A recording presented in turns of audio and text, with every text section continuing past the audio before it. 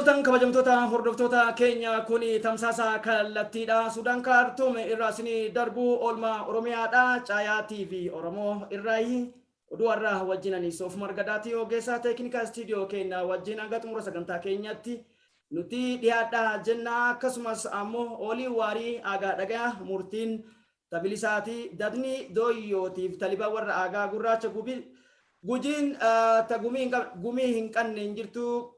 Gumiin tamuran qabne hin jirtu. Gumiin tamurtooti Oromoo wal haa taatu. Murtiin tawaraan bilisummaa Oromooti. Caayaan tasabaati.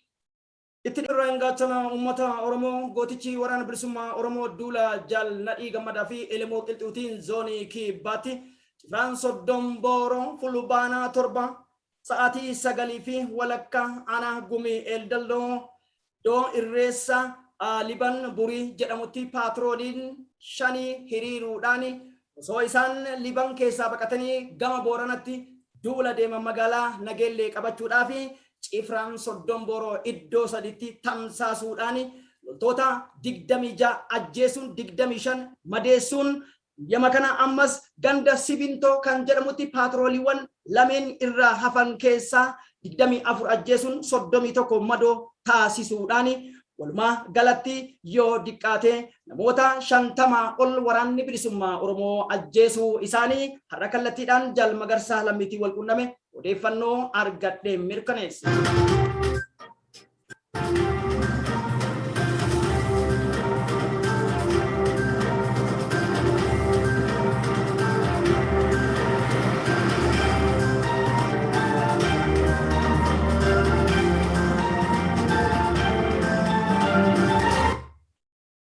Abdii fireen gaachana uummata Oromoo zoonii kibba bahaa godina Harargee lixaa Araddaa addaatti har'as jechuudha. Iddoo kurfaa saawwaatii fi akkasumas ammoo iddoma kaleessaa sanatti tarkaanfii fudhatanii ajajaa poolisii kan idilee magaalaa Mi'eessoo akkasumas ajajaa poolisii humna addaa Oromiyaa magaalaa Mi'eessoo lameen dabalatee humnoota 5 ajjeesuun 4 madoo dandammii hin qabneen akkasumas ammoo noota 8 rukutamanii hospitaala Adaamaatti wal aanaman keessaa jechuudha.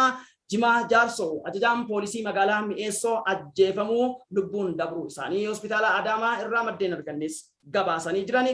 Lola kana irratti abdii fireen gaachana uummata Oromoo akamaa 6 akkasumas ammoo snaayiparii tokko argachuu.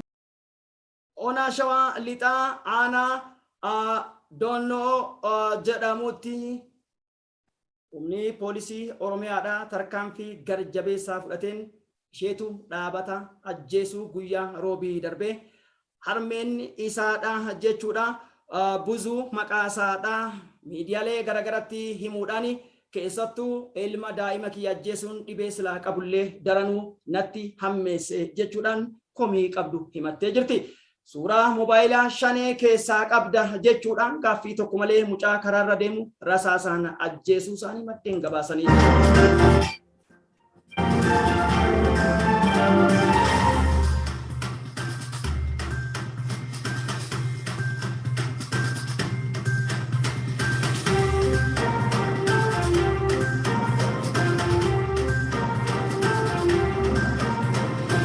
Godina Shawaa kaabaa aanaa kuyyuutti ganda koyyee akaalee jedhamutti yoo diqqaate manneen sabboontota qonnaan bultoota hedduu diinni barbadeessu isa gabaasa qabna kanas waan jennu qabna.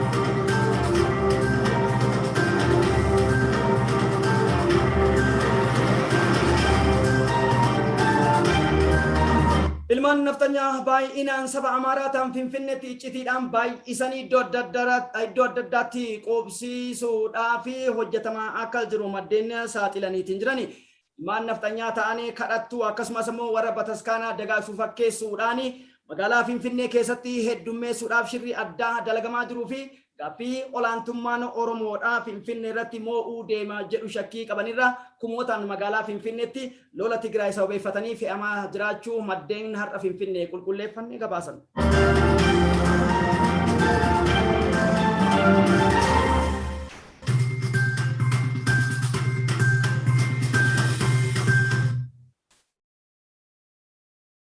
Oromiyaa gidduu gala godina Shawaa kaabaa aanaa warra jaarsoo Boobbee Libanii yookiin Araddaa Boobbee Libanitti Abbabaa Daammoo Geetaachoo Bultoo Sammaa Masqalaa akkasumas Dirriboo Masqalaa Fayyisaa Amansiisaa Nugusuu Gizaachoo Galataa Amansiisaa Araarsaa kan jedhaman qonnaan bultoota manni humni poolisii addaa Oromiyaa ibidda irraa itti qabee fi akkasumas yeroo ammaa dahannoo dhabaniitiin caayaa jalatti ilmaan isaanii wajjin jiraachuu maddeen gabaasanii jiran.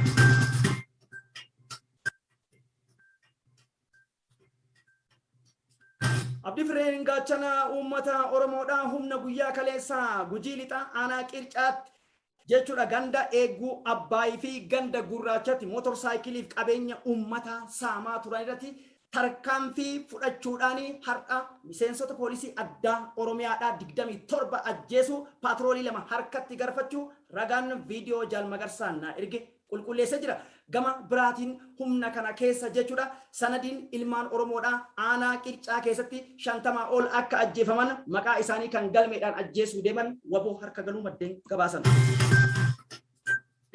Arsii Bahaa aanaa Suudee qeerroon magaalaa Darrabbaa Jibriil Haaji Manza akkasumas ammoo Abdoo Haaji jedhaman poolisoota magaalattii bakka shaneen jirtutti akeeka jechuudhaan dararaa guddaarraan gahaa akka jiran gabaasame. Baha darbee oduu keenya keessatti kibxata darbee jechuudha aanaa Heebanitti tarkaanfii hidhattoota diinaa irratti fudhateeni milishoota 5 poolisoota 5 akkasumas miseensa raayyaa ittisaa ta'e kan magaalattii irratti dabalame tokko walumaa galatti humna 5 booji'uudhaan 11 ajjeesuudhaan Abdii Fireen Gaachana uummata Oromoo Arsii Bahaa aanaa Heeban keessatti tarkaanfii fudhateen sochiin aanaa jechuudha aanaa Suudee iddoowwan magaalaa Darrabbaa sodaa qabanirraa kan ka'e Jibriil Haaji Manzaa Abdoo Haaji Shanee bakka isiin jirtu hatattamaan nu garsiisaa jechuudhaan darara yookiin ammoo edana duutu jechuudhaan kana gochuu obboleewwan isaa bilbilaan argadhee har'a haasofsiisee jira. Gama biraatiin aanaa Muneessaa gandoota 4 keessatti kibxata darbee hidhattoota 5 ajjeesuu waraanni bilisummaa Oromoodhaa gabaaseetii jira. 3 ammoo madoo taasisuu qawwee 8 walumaa galatti AKA'amaa tokkoo fi jechuudha maasii tokko booji'uu maddeen yoo gabaasani. Gama biraatiin aanaa Dannoo jechuudha bakkee sirbaa jedhamuutti mucaan ajjeefame kun haati mararfachuu bira dabarteetiin seenaa keessatti gocha ilma namaa irratti hin raawwatamne jechuudhaan mararfata qabdu qofa osoo hin ta'in akkamitti ilma namaa gaafii tokko malee ilma kiyya qulqulluu ajjeesan jechuudhaan ilmaan isii raarca'uu dhabe. Gama biraatiin jechuudha isheetu dhaabataa kan jedhamu dargaggoon umrii 17 kun haati isaa jechuudha Buzuu maqaasaa kan jedhamtu fulbaana jechuudha gaddaa Roobii jechuudha kan ilma koo ajjeesanii naannoo sa'aatii 9 irratti fidi moobaayilii jedhaniituma rasaasa itti naqan jechuun oduu gaddaa dhageessisuu irratti argamti. Sirni maafiyaan erga giddugala lixaaf kibba akkasumas Harargee irratti mo'atamuu eegalee asitti ilmaan Oromoodhaa 70 olii mana hidhaa keessaa gadi baafamanii ajjeefamuu maddeen gabaasanii jiran.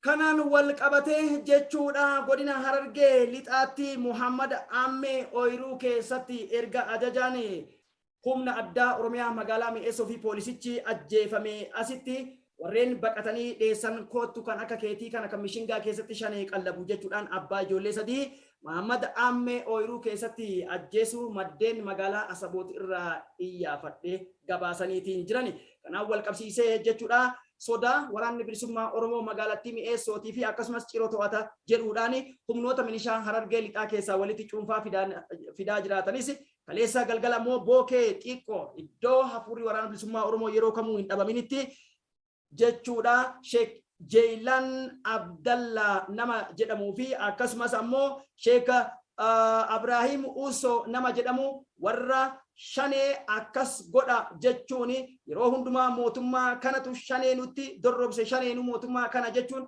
dargaggoota hiisisee fi nama jechuudha Yaasin Abdu Jabbaar jedhamuu fi Abraahime Kaalidoo jedhamu ijoollee sana magaalaa Jogolitti erga hidhamanii booda ajjeefamuu isaaniitu guyyaa kaleessa bookee xiqqoo oduun gaddaa gahe. Kanaan wal qabsiisee gootichi waraana bilisummaa Oromoo sheekotii amantii fakkeessan kanneen fuudhee gaaffii irra jiraachuu maddeen ona bahaa irraa argadhe gabaasaniitiin jiranii. Uummata Oromoo aanaa Gumii Eldalloo irratti waraana bilisummaa Oromoo Cifraa Soddon Booroo fudhateen Muhammad Nuuraa Areeroo kan jedhamu kuusaa magaazinaa keessatti jechuudha yoo diqqaatee qamadii kuntaala 200 xaa'oo kuntaala 100 xaafii kuntaala 58 meeshaalee garagaraatiin akkasumas ammoo jechuudha qabeenya koo hunda akka shanee balleessitaniif isinii kenne jedhee kaleessa gootichi waraana bilisummaa Oromoo isa osoo hin tiqin magaazina isaa barbadeessuudhaan of eeggannaa dhumaa itti kennu maddeen gabaasanii jira. Horiiwwan marga dheedaniin uummata keenya adamsiisaa